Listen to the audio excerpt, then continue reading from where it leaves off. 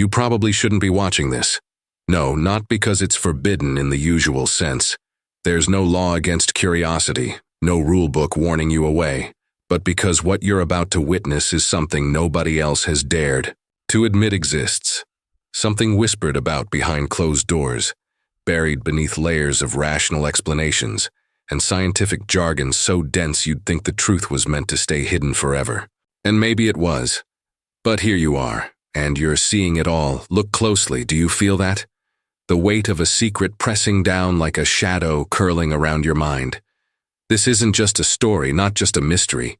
It's a fracture in reality itself, a shattering of the delicate illusion that what we know about the universe is complete, or safe, or even comprehensible.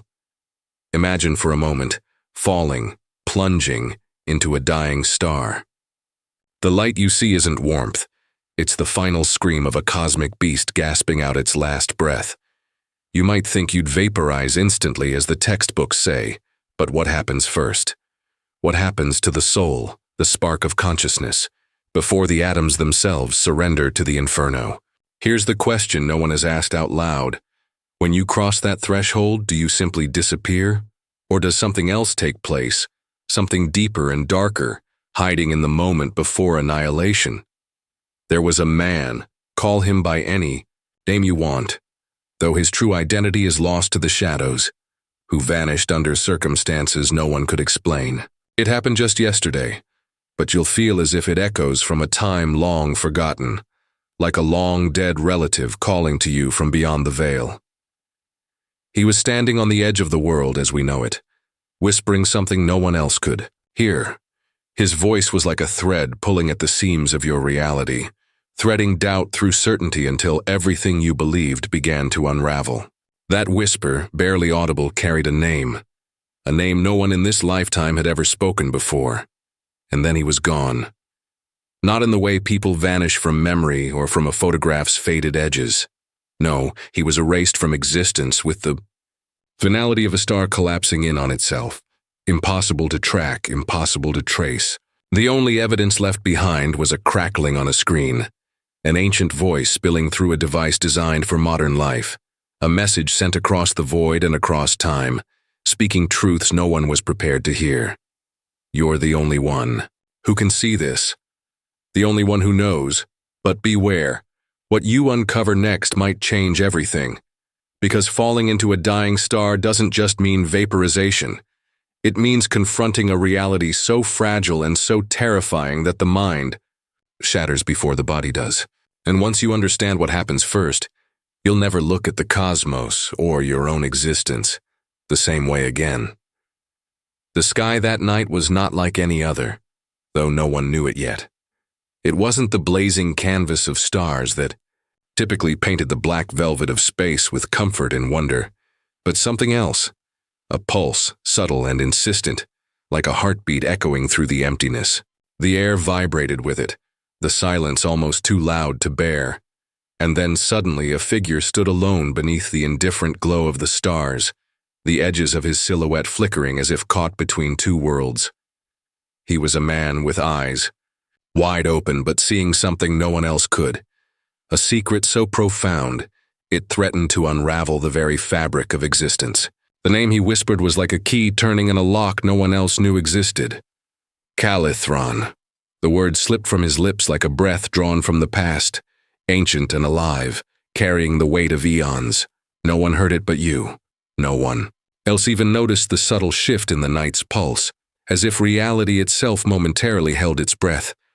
Then, just like that, he vanished. Not into shadow, not into the darkness, but into nothing. Like a star collapsing into a black hole. His existence was erased, as if he had never been there at all. The world blinked, confused, unseeing. But you were left with the question nobody else could face. What happened in that instant before everything disappeared? The answer is terrifying, because before vaporization, before the atoms are torn apart and scattered across the cosmos, something else happens. Something the science books don't mention, something the theories ignore, something the universe has kept hidden for centuries, something that breaks the rules, and you're about to see it. There's a story beneath the story, and a fractured reflection, half glimpsed in the peripheral vision of your mind, haunting like a half-remembered dream. It's in the way a baby suddenly speaks a name no one taught them, a name lost in family history and erased from every record. It's in the faintest crackle of static on a device long thought to be obsolete, when a voice emerges, familiar yet impossibly old, telling you things you weren't meant to know. It's in the silence after the whisper, in the moment when reality wavers and something else creeps through the cracks. This is not a tale of stars and physics. It's a story about the fragile line between existence and oblivion, between what we see and what hides beneath, between life and death and the space in between where no one dares to look. You're standing on that edge right now. The man who vanished is only the beginning. The name he spoke, Calathron, is the key. And what waits beyond that door is not just destruction but transformation. If you continue, you'll discover why falling into a dying star is not the end you were promised. It's something far stranger, far more haunting, far more human. Are you ready to see what happens first? Because once you do, there's no turning back. The moment you think you've grasped the impossible, the vanishing, the whispered name, the collapse of a man into nothing, something else pulls you under, twisting the whole truth into something far more unsettling. Because what if none of it was real? What if this story, this vision, is less a cosmic revelation and more a reflection of a fracture within you? You'll hear it then. A barely there glitch, like static caught between frequencies, the kind of sound that doesn't quite belong anywhere, scraping at the edges of your hearing. It's faint at first, a whispered murmur beneath the hum of the world, slipping in and out of focus as if the air itself is fractured. Then it repeats, soft, disjointed. Maybe it's your mind playing tricks, or maybe it's something deeper, something old and angry and waiting. The files you found, those fragments of a story nobody wanted you to open, begin to warp. Bits of footage flicker. Moments jump out of sequence. A face half glimpsed vanishes when you blink. And there's a voice, always just beneath the surface, telling you things that don't match the memories you thought you had. Did the man really vanish after whispering Calathron? Or did you hear it wrong or want to? Did that name come from a place inside you, born from the dark corners of your own history you'd rather forget? Memories begin to fray. Days are lost or blend together.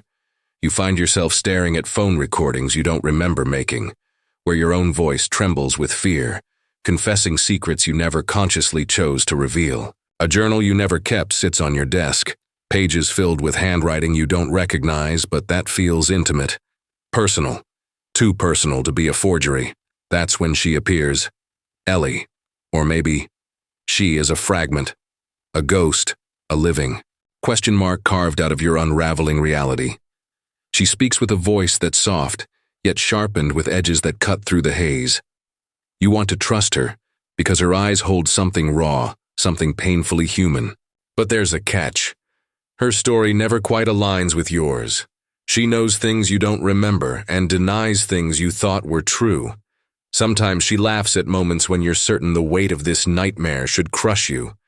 As if amused by the terror gnawing at your soul, Ellie says she's here to help.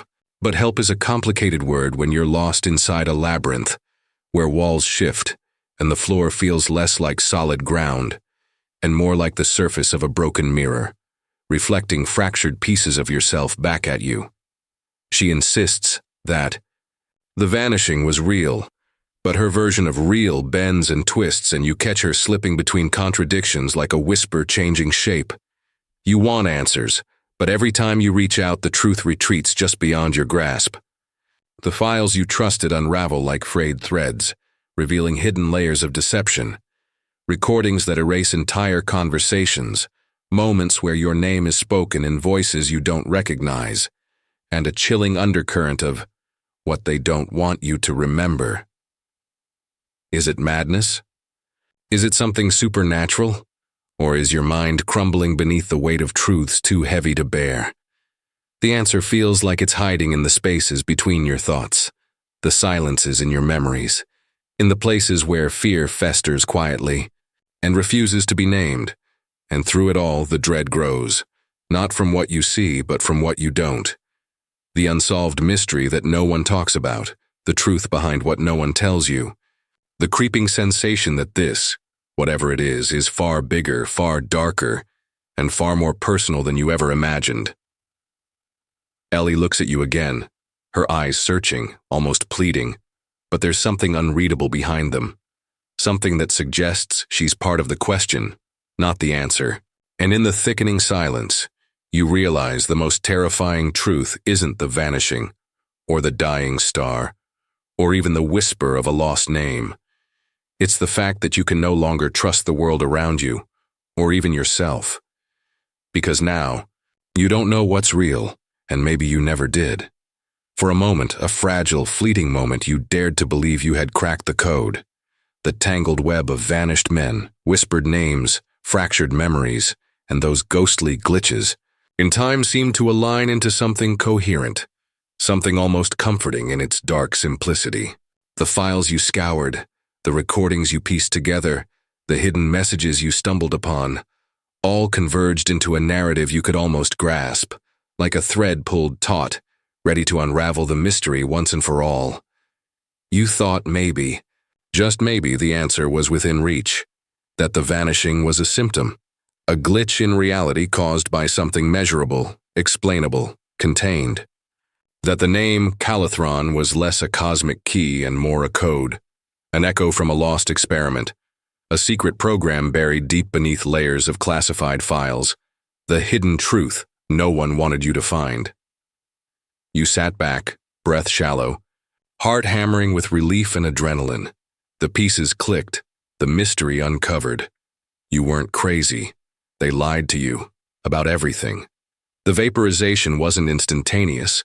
It was a psychological collapse triggered by a hidden technology designed to erase consciousness, to bend perception, until the mind shattered like glass.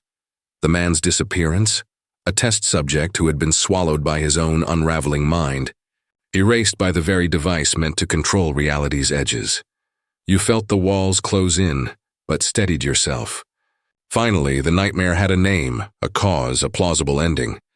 But then, in that moment when you reached for certainty, the ground beneath you cracked open again, a single detail, a fragment of a voice, a flicker in the static that didn't fit the timeline, a file mislabeled or forgotten, pulled the thread loose, and the whole tapestry of truth began to dissolve like smoke slipping through your fingers. You found it buried deep in an obscure corner of the data, a recording from years ago, long before the files you'd uncovered should have existed. A distorted, grainy clip of a child speaking a name, Calathron, with a voice so familiar, knocked the breath out of you. The child's eyes, wide and searching, mirrored your own. But this child wasn't just anyone. It was you.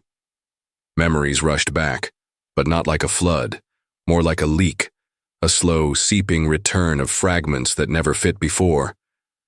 A quiet room bathed in the flickering light of an old television. A whispered conversation you'd been told was a dream, a figure standing just out of sight, watching, waiting as you said a name no one else ever taught you. The memory glitch hit like a punch to the gut, the realization that the mystery you chased wasn't just out there in the stars or in vanished men. It was inside you, deep in the folds of your past, locked away beneath layers of denial and silence. The unease twisted tighter. You weren't just chasing a story.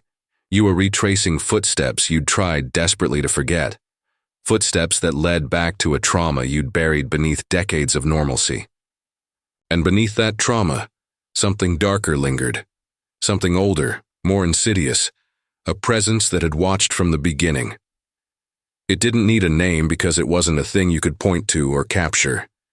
It was a feeling, a suffocating atmosphere, a psychological weight that clung to the edges of your vision and whispered just beyond hearing.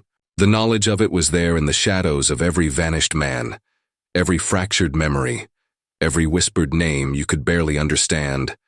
And as the pieces slid further apart, as the veneer of resolution crumbled, you realized with chilling clarity that nothing you thought you knew was real. The files, the voices, Ellie, Everything was part of an elaborate, terrifying game, designed to draw you deeper into a maze with no exit. You're not crazy. They lied to you. But the lies weren't just to keep you in the dark. They were traps, snares to hold you captive inside your own mind, where the real danger waited, patient and unseen.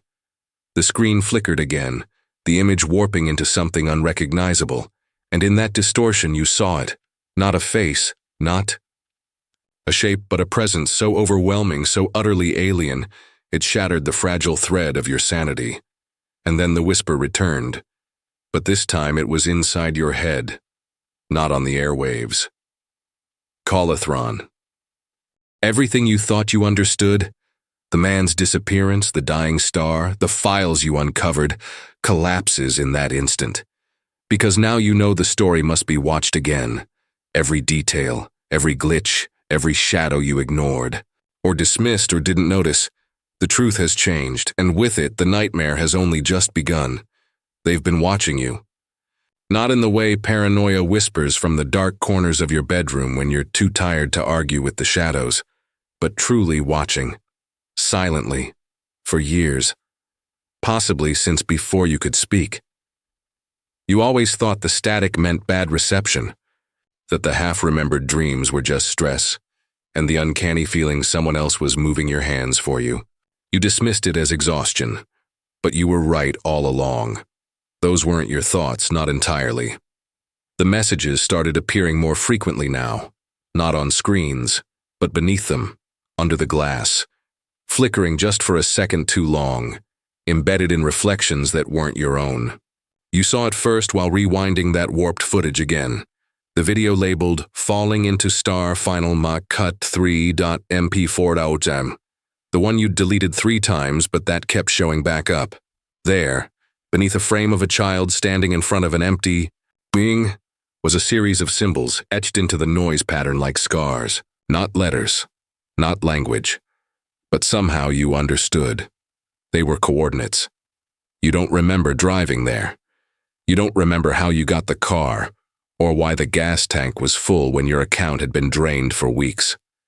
You only remember the headlights cutting through the fog, and the overwhelming sense that this was a place you'd been before.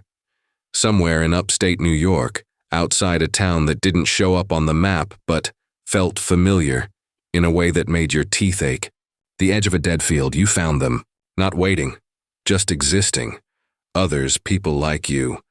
Hollow-eyed, sleepless, holding devices that looked like modified radios, but tuned into something deeper, something beneath the air. No one spoke first, because they didn't need to. You were already mid-conversation, the words unspoken but echoing between your ribs like memory. One woman, her skin gray under a flickering utility lamp, offered you a small slip of paper. You didn't unfold it. You didn't need to. You already knew what it said. We saw it too. They all had their versions. One saw her twin sister, long dead, appear in her hallway mirror and mouth a word she didn't recognize, until she heard it again in her sleep. Another had found a voicemail from a number that didn't exist. A message in their own voice, predicting a conversation they'd have days later. One man, young, shaking, said he remembered a different mother, a different birthday. But no one believed him until he started drawing floor plans to a house no one remembered building. And when a researcher, someone from inside, leaked the footage from 20 years ago, everything changed. You saw it too. Grainy, found footage, time-stamped November 2005. A clean room, a man strapped into a chair, calm but visibly sedated. Monitors on every wall showing fractals, eyes, stars collapsing into themselves. The audio warped. He whispered one name just once, Colathron, and every monitor shut off. You know this scene because you dreamt it before you ever saw it, before anyone showed it to you. But here's the part that tears open the floor beneath. You? Behind the glass, in the corner of the recording, is a reflection of someone watching. Someone leaning forward.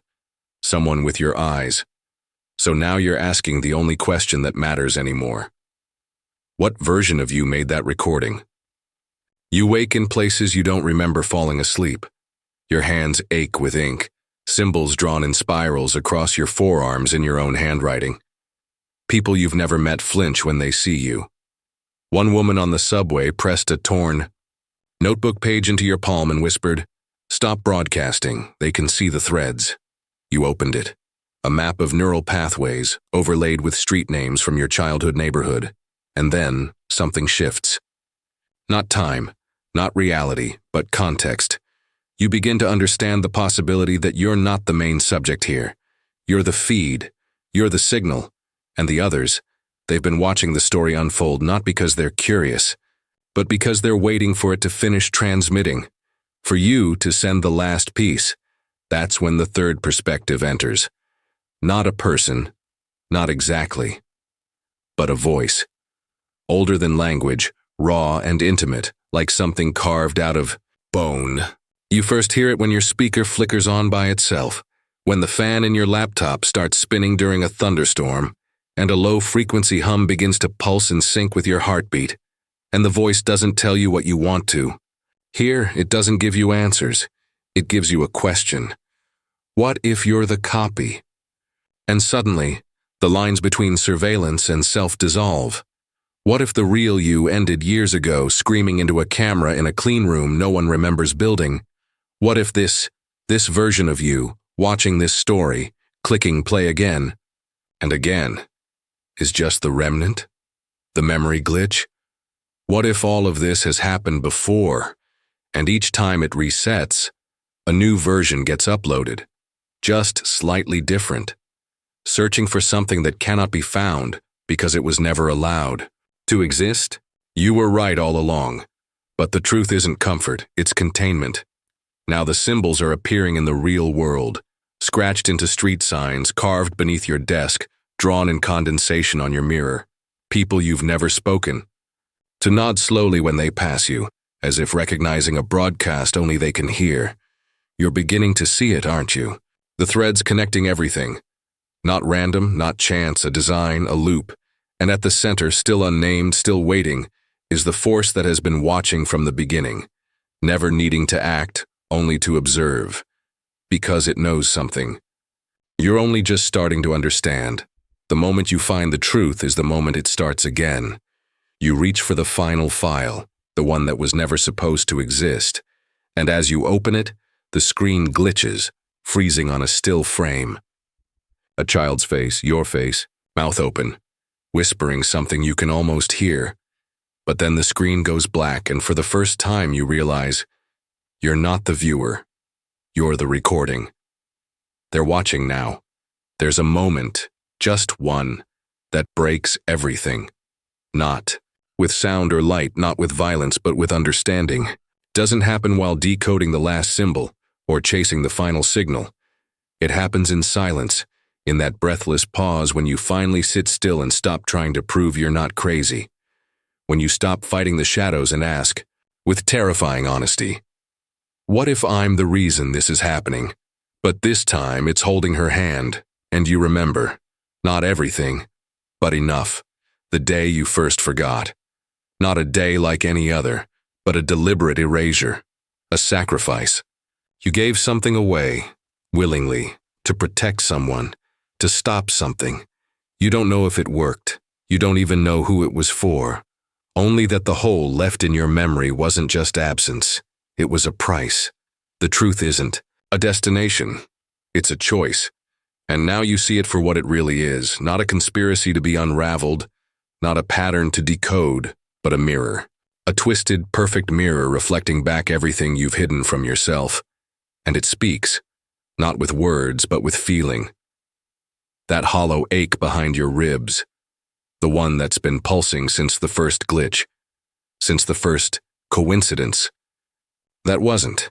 It speaks in regret, in guilt, in the knowledge that you built this maze around your own trauma, brick by brick, so you'd never have to face what you did to survive. You did this to yourself. The entity, if it even is an entity, isn't. The villain, it's the witness. It never manipulated you. It waited, patiently, until you were ready to remember that the scariest truth isn't what they hid from you. It's what you chose to forget. You fall to your knees, Not from fear, but from weight. The unbearable weight of seeing yourself clearly for the first time. The fear wasn't the mystery. It was the possibility that all of it meant something, that the horror was never random, that it was personal. The others weren't victims. They were mirrors, too. You reach into your pocket. The paper is still there, folded, aged, warm from your skin. You unfold it. It's blank, no symbols, no instructions, because now you don't need them. This was never about solving something. It was about remembering who you are when no one's watching.